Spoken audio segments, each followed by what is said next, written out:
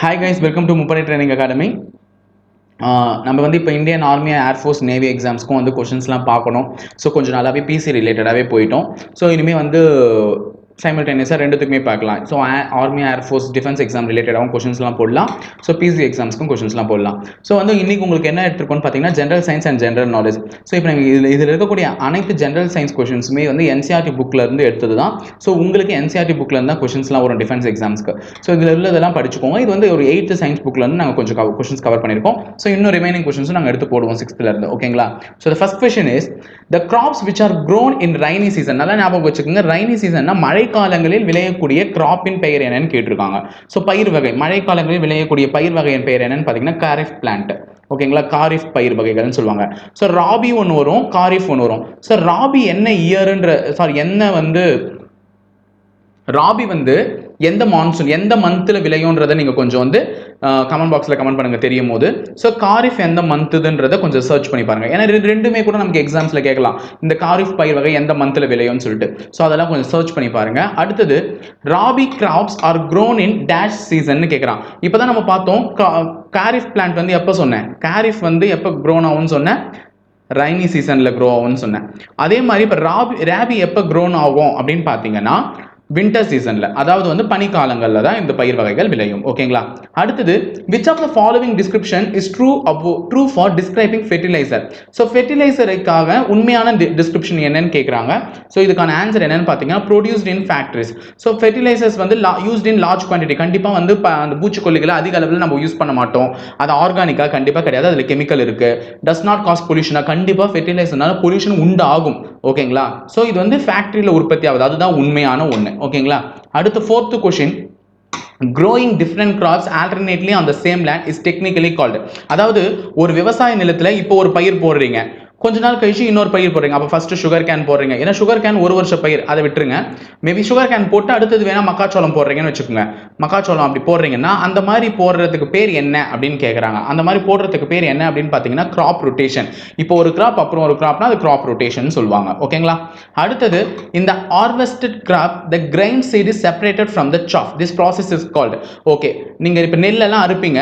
So நெல்லாம் அறுத்துட்டு அந்த நெல்மணி என்ன பண்ணுவீங்க, அதுலேருந்து அடிச்சு உதிர்த்துருவீங்க, அந்த சக்கையிலேருந்து அடிச்சு உதிர்த்துருவீங்க. அது அந்த ப்ராசஸோடைய பேர் என்னன்னு கேட்டிருக்காங்க. அந்த ப்ராசஸோடைய பேர் என்னன்னா த்ரெஷிங். ஓகேங்களா.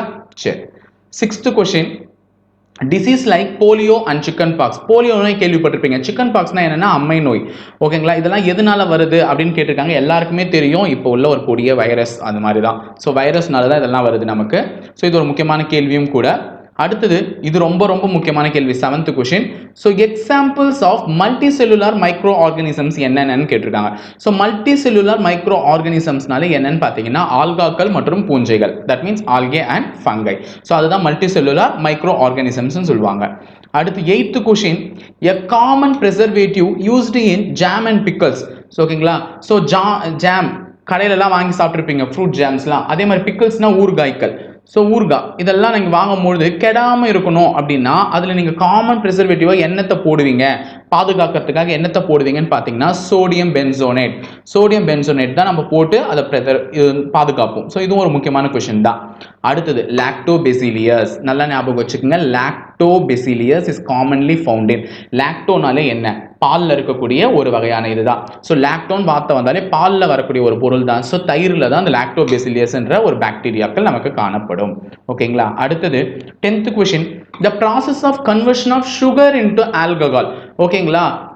சர்க்கரையை வந்து ஆல்கஹாலாக மாற்றக்கூடிய ஒரு ஈஸ்ட் முறையை பயன்படுத்தி சர்க்கரை ஆல்கஹாலாக மாற்றக்கூடிய ஒரு ப்ராசஸ்னுடைய பேர் என்னன்னு கேட்டாங்கன்னா ஃபெர்மெண்டேஷன். இது ரொம்ப ரொம்ப முக்கியமான கொஸ்டின், எக்ஸாம்ஸில் கேட்டும் இருக்கான். ஓகேங்களா. Process of conversion of sugar into alcohol by yeast is called fermentation. ஓகேங்களா. அடுத்தது 11th question, polythene and PVC. பிவிசினா என்னன்னு தெரியும், பாலிவினைல் குளோரைடுன்னு சொல்லுவாங்க. ஸோ பாலிவினைல் குளோரைடு இதெல்லாம் எதுக்கான எக்ஸாம்பிள் அப்படின்னு கேட்டாங்கன்னா எல்லாருக்குமே தெரியும், தெர்மோபிளாஸ்டிக்ஸ். ஸோ வெப்பம் உருக்கிகள், அந்த வெப்பம் உருகா பிளாஸ்டிக்குகள்னு சொல்லுவீங்களா, அந்த மாதிரி தெர்மோபிளாஸ்டிக்ஸ்க்கு எக்ஸாம்பிள் தான் இது, பாலித்தீன் அண்ட் பிவிசி. ஓகேங்களா. நெக்ஸ்ட் 12th கொஸ்டின், பாலிகாட் அப்படின்னு ஒன்று இருக்கு. இந்த பாலிகாட் எந்த ரெண்டு ஃபைபரை மிக்ஸ் பண்றது மூலமா நமக்கு கிடைக்கும். So polycot is made by mixing 2 types of fibres, namely அப்படின்னு பார்த்தீங்கன்னா பாலிஸ்டர் பிளஸ் காட்டன். இது ரெண்டுத்தையும் சேர்க்கறது மூலமா தான் நமக்கு என்ன கிடைக்குது, பாலிகாட் அப்படின்ற ஒரு பொருள் கிடைக்குது. ஓகேங்களா. பாலிகாட் கிடைக்குது. குட். அடுத்தது 13th question 4R பிரின்சிபல். இதுவும் முக்கியமான கொஸ்டின் தான். 4R பிரின்சிபல்ன்றது நம்ம எல்லா பொருட்கள் பின்னாடி யூஸ் பண்ணியிருப்பாங்க, எல்லா பொருளையும் ரீயூஸ் பண்ணணும் அப்படின்னு சொல்லிட்டு. ஸோ அது என்ன அப்படின்னு பார்த்தீங்கன்னா ரெடியூஸ் பண்ணணும், ரீயூஸ் பண்ணணும், ரீசைக்கிள் பண்ணணும், ரெக்கவர் பண்ணணும். ஸோ அந்த 4R பிரின்சிபல் 4R வரைமுறை கொள்கை அப்படின்னாலே என்னது? Reduce, reuse, recycle and recover. ஓகேங்களா? சரி. 14th question backlight and melamine are the example of. This is also a important question. So backlight னு ஒண்ணுது, இன்னொன்னு melamine. இது வந்து என்ன பார்த்தீங்கன்னா இது எதுக்கான எக்ஸாம்பிள்ஸ் அப்படின்னு பார்த்தீங்கன்னா 14th கொஸ்டினுடைய ஆன்சர் தெர்மோசெட்டிங் பிளாஸ்டிக்ஸ். ஸோ இப்போ தான் நம்ம ஒன்று பார்த்தோம், பாலிவினைல் குளோரைடும் பாலித்தீனும் எதுக்கான எக்ஸாம்பிள்ஸ்னு பார்த்தோம் தெர்மோ பிளாஸ்டிக்ஸ்க்கு. அதே மாதிரி தெர்மோசெட்டிங் பிளாஸ்டிக்ஸ்க்கு எது example? Backlight and melamine. Important question. அடுத்து 15th question the coating on modern non-stick cookware and electric iron box. இப்போ வந்து நீங்கள் பார்த்துருப்பீங்க, இது ஒரு இம்பார்ட்டன்ட் கொஸ்டின் தான். ஸோ பாத்திரத்து பேனில் சமைங்க அப்படின்னு சொல்லிட்டு பாத்திரம்லாம் நீங்கள் பார்த்துருப்பீங்க, அடி பிடிக்காம வரும்னு சொல்லுவாங்க. ஸோ அந்த நான்ஸ்டிக் தவாலெல்லாம் வந்து ஒரு கோட்டிங் கொடுப்பாங்க. அது என்ன கோட்டிங்? அது ரொம்ப முக்கியம். ஸோ எல்லாருக்குமே நல்லாவே தெரியும், இட்ஸ் எ டெஃப்லான் கோட்டிங். அந்த இதுலேயும் பார்த்தீங்கன்னா பேர் எழுதியிருப்பாங்க டெஃப்லான் அப்படின்னு சொல்லிட்டு. ஓகேங்களா? ஸோ எல்லாமே அது முக்கியமான கோட்டிங் டெஃப்லான். அடுத்தது 16th question the property of metal by which it can drawn into wires is called. ஓகேங்களா? நல்ல ஞாபகம் வச்சுங்க, ஒரு மெட்டலை வந்து ஒயரா உருக்கக்கூடிய, அதை ஒயரா நீக்கக்கூடிய ஒரு பண்பு வரும்.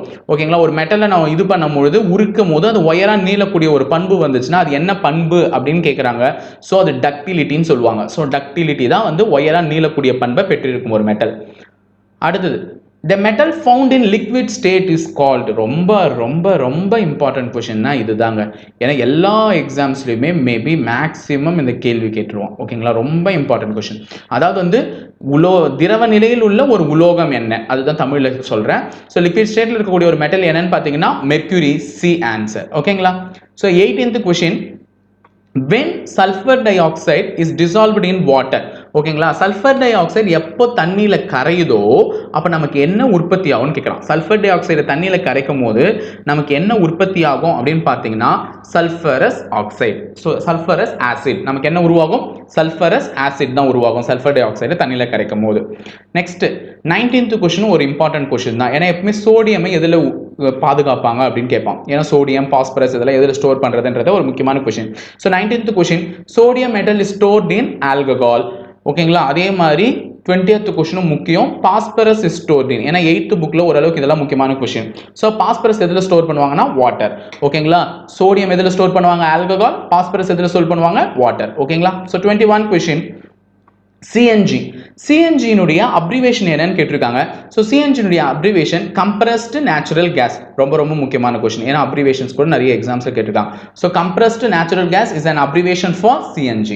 Next in India petroleum deposit was first found in. இந்தியாவில் பெட்ரோல் தயாரிக்கிற இடம், அந்த பெட்ரோல் உற்பத்தி ஆகக்கூடிய இடம் எங்கே காணப்பட்டது முதலில் அப்படின்னு பார்த்தீங்கன்னா அசாமில் தான். ஓகேங்களா? அடுத்தது use of CNG in automobile is better than petrol because. ஓகேங்களா? ஸோ ஓகே, இப்போ ஆட்டோமொபைல்லாம் நீங்கள் நிறைய வச்சுருக்கீங்களே, ஆட்டோமொபைல்லாம் யூஸ் பண்ணுவீங்க. ஸோ அந்த மாதிரி ஆட்டோமொபைல்ஸ் வண்டியிலலாம் வந்து பெட்ரோலுக்கு பதிலாக சிஎன்ஜியை பயன்படுத்தலாம். அப்போ பெட்ரோல் வேணாம் ஏன் அப்படின்னு சொல்லியிருக்காங்க. அந்த கம்ப்ரஸ்டு நேச்சுரல் கேஸை பயன்படுத்துறது மூலமாக என்ன நன்மை, ஏன் அதை பயன்படுத்துகிறோம் அப்படின்னு கேட்டாங்கன்னா cannot be adulterated. ஆன்சர் வந்து cannot be adulterated தான் கரெக்ட். ஸோ ஓகேங்களா? அடுத்தது 24th question black gold is actually, நல்ல ஞாபகம் வச்சுக்கோங்க, black gold is actually என்னன்னு பார்த்தீங்கன்னா not switch off the engine at traffic lights. ஓகேங்களா? நாட் ஸ்விட்ச் off the engine at traffic lights தான் இதனுடைய ஆன்சர். ஸோ இது கொஞ்சம் டவுட்டாக இருக்குன்னா இதுக்கு பார்த்துட்டு உங்களுக்கு கரெக்ட் பண்ணி சொல்கிறேன். பிளாக் கோல்டுன்னு எதை சொல்லுவாங்கன்றது இருக்குது. கருப்பு தங்கம் என்று அழைக்கப்படுவது பெட்ரோல் தான். ஸோ பெட்ரோல் அது வந்து என்னன்றது இங்கே பார்த்து சொல்கிறேன், நான் உங்களுக்கு வெயிட் பண்ணுங்கள். ஓகேங்களா? நான் அடுத்த வீடியோவில் இதுக்கான கிளாரிஃபிகேஷன் கொடுத்துட்றேன். So next 25th question the earth's atmosphere is increasing due to global warming which is due to. ஓகேவா? நம்ம புவி வெப்பமடைதல்னு சொல்லுவாங்க. புவி வெப்பமடைகிறது தான் குளோபல் வார்மிங் சொல்லுவாங்க. அதனால வந்து அட்மாஸ்பியர் கெட்டு போகுதுன்னு சொல்றாங்க. அது எதனால அப்படின்னு கேள்வி கேட்டிருக்கான். ஸோ 25th கொஸ்டினுடைய answer increased use of fossil fuel. நம்ம வந்து இப்போ பெட்ரோல் டீசல்லாம் அதிகமாக பயன்படுத்துறதுனால தான் என்னவாகுது, புவி வந்து அதிக அளவில் வெப்பமடையுது. அதுதான் ஒரு காரணமும் கூட. அடுத்தது 26th question a chemical process in which a substance reacts with oxygen to give off it is called. ஓகேங்களா, ஒரு கெமிக்கல் ப்ராசஸ் மூலமா எப்போ வந்து இது வந்து நல்ல ஞாபகம் இருக்கும், நெருப்பு எரியறதுக்கு தேவையானது, வெப்பம் அடையறதுக்கு தேவையான ப்ராசஸ்க்கு என்ன பேருன்னு கேட்டிருக்காங்க, கம்பஷன். ஸோ கம்பஷன் தான் வந்து என்னன்னு பார்த்தீங்கன்னா எரிதல்னு சொல்லுவாங்க. ஸோ எரிதல், நெருப்பு எரியறதுக்கு தேவையானது என்ன, அந்த மெத்தடோட பேர் கம்பஷன். ஸோ அது கெமிக்கல் ப்ராசஸ் வந்து ஒரு வெப்பம் அடையணும்னா அதுக்கு என்ன தேவை, எரிதல் தேவை. அடுத்தது ஃபியூயல் மே பி, ஃபியூயல் என்னவா இருக்கணும். ஸோ ஃபியூயல் வந்து நீங்க நல்லா ஞாபகம் வச்சிருப்பீங்க, பெட்ரோல்லாம் பார்த்துருப்பீங்க, அது லிக்விடாக இருந்திருக்கு. ஓகேங்களா, ஸோ லிக்விடாக இருக்கலாம், கண்டிப்பாக லிக்விடாகவும் இருக்கலாம், அதே நேரத்தில் சாலிடாகவும் இருக்கலாம், கேஸாகவும் இருக்கலாம். ஏன்னா நம்ம வீட்டில் யூஸ் பண்ணுற சமையல் எரிவாயுலாம் கேஸ் ஸ்டேட்டில் இருக்குது, நம்ம யூஸ் பண்ணுறதுலாம் பெட்ரோலில் இருக்குது, நிலக்கரியும் ஃபியூயலாக யூஸ் பண்ணலாம், அப்போ அது சாலிடில் இருக்குது. அப்போ மூணுமாவே இருக்கலாம், சாலிட், லிக்விட் ஆர் கேஸ், எதுவாக வேணா இருக்கலாம் ஃபியூயல், எரிபொருள். அடுத்தது the amount of heat energy produced on complete combustion of dash fuel is called its calorific value. So ரொம்ப முக்கியமான ஒரு விஷயம். ஸோ எந்த அமௌண்ட் ஆஃப் ஃபியூயல் வந்து இவ்வளோ அளவில் எரிச்சா நமக்கு ஒரு கலோரிஃபிக் வேல்யூ உடைய இது வந்து நமக்கு கிடைக்கும் அப்படின்னு கேட்டிருக்கான். ஸோ ஆன்சர் வந்து பார்த்தீங்கன்னா 1 கிலோகிராம் ஃபியூயல் எரிச்சா நமக்கு ஒரு கலோரிஃபிக் வேல்யூ கிடைக்கும். So 29th question, when we heat water in paper bowl over a candle, the paper does not catch fire because. நல்லா ஞாபகம் வச்சுக்கோங்க, ஒரு கேண்டில் வச்சிருக்கீங்க, அந்த கேண்டில் எரிஞ்சிட்டு இருக்கு, இதுக்கு மேல ஒரு டீ குடிக்கிற கப்ல தண்ணி பிடிச்சி அந்த தண்ணியை பற்ற வைக்கிறீங்கன்னா, சாரி அந்த பேப்பர் பவுல பற்ற வைக்கிறீங்கன்னா அந்த பேப்பர் பவுல் வந்து எரியாது. ஏன் அப்படின்னு பார்த்தீங்கன்னா paper is not inflammable, paper பத்தாதுன்னு சொல்றாங்களா, கிடையாது, அதெல்லாம் கிடையாது. ஏன்னா due to water the ignition temperature of paper is not reached. அதாவது பேப்பர் எரியக்கூடிய தன்மை, அந்த எரிதற்கு இப்போ ஒரு பொருள் எரியணும்னா அது எரியக்கூடிய எரி வெப்பநிலை அடைஞ்சாதான் எரிய முடியும். ஸோ பேப்பர் அதற்கான டெம்பரேச்சர் எட்டாது. ஏன்னா உள்ள பிரசன்டா இருக்கிற அந்த வாட்டர்னால. ஸோ வாட்டர்னால பேப்பர் எரிய தன்மையை இழந்திருக்கும், அதனால தான் அது ஈஸியா கேட்ச் ஆகாது. அடுத்தது 30th கொஸ்டின், இன் கம்பஷன், எரிதலில் என்ன நடக்கும்னு கேட்குறாங்க. எரியும் போது என்னங்க நடக்கும், வெப்பமும் வரும் ஒளியும் வரும். So both heat and light is produced, அதுதான் வந்து கரெக்டான ஆன்சர். ஸோ 30 கொஸ்டின்ஸ் உங்களுக்கு சயின்ஸ்ல இருந்து முடிஞ்சிருக்கு. ஸோ லாஸ்ட் 10 கொஸ்டின்ஸ் வந்து ஜெனரல் நாலேஜ்ல இருந்து வச்சிருக்கேன், பார்த்துடலாம். Dudhwa national park. ஓகேங்களா, தூத்வா நேஷனல் பார்க் எங்க இருக்கு அப்படின்னு பார்த்தீங்கன்னா, Dudhwa national park located in Uttar Pradesh. இதே தூத்வான் ஒரு டேமும் இருக்கு, நல்லா ஞாபகம் வச்சுக்கோங்க, தூத்வான் ஒரு டேமும் இருக்கு. அந்த டேம் எங்க இருக்குன்னு பார்த்தீங்கன்னா சத்தீஸ்கர்ல இருக்கு. ஓகேங்களா, சத்தீஸ்கர். ஸோ வித்தியாசம் தெரிஞ்சுக்கோங்க, தூத்வா நேஷனல் பார்க். ஸோ நீங்க ஞாபகம் வச்சுக்கோங்க, தூத்வா நேஷனல் பார்க்னா எப்படி எழுதலாம், சுருக்கி என்பின்னு எழுதலாமா. So NP located in UP.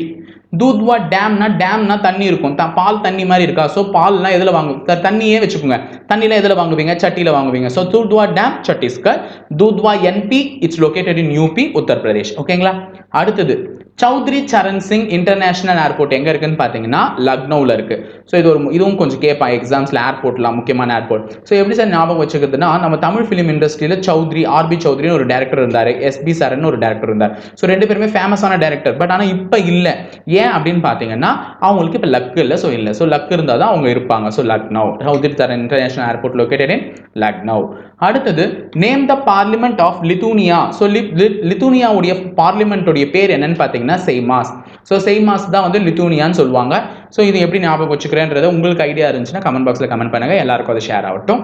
So அடுத்தது 34th question, the first politician recipient of Bharat Ratna award in 1954. 1954 வருடம் பாரத ரத்னா அவார்டை வாங்கிய ஒரு அரசியல்வாதி யார், முதல் அரசியல்வாதி யார் அப்படின்னு கேட்டா ஆன்சர் வந்து என்னன்னு பார்த்தீங்கன்னா சி ராஜகோபாலாச்சாரியார். ஸோ இவர் என்னவா இருந்தாருன்றதும் உங்களுக்கு தெரியும், அதுவும் பாருங்க.